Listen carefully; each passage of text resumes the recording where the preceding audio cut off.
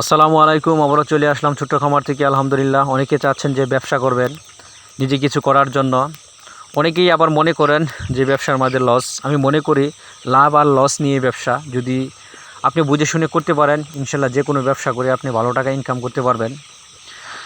আমরা দীর্ঘদিন যাবৎ ব্যবসা করতেছি। আলহামদুলিল্লাহ, আমাদের লাভও হচ্ছে এবং লসও হচ্ছে, আর লাভের আশঙ্কাটা বেশি। এভাবেই ব্যবসা করতে হয়। তো আমাদের নতুন সেট, আমরা যেহেতু মুরগি তুলেছি, এই সেটের ভিতরে মুরগিগুলো অনেক সুন্দর, ভালো একটা ওজনে আসছে। দীর্ঘদিন মুরগি লালন পালন করার পর আমরা কিছুদিনের ভিতরে মুরগিগুলো বিক্রি করব। তো আরেকটা কথা বলতে চাই, বিশেষ করে বর্তমান যে বাজারের অবস্থা, মুরগির বাজারটা একদম কমে আসছে। এই অবস্থা যদি চলতে থাকে, যদি আমরা মুরগিগুলো বিক্রি করি, তাহলে এই মুরগি থেকে আমাদের একটা লস হবে। তাই আমরা মনে করি যে লস হবে লাভ হবে, লাভ লস নিয়ে ব্যবসা।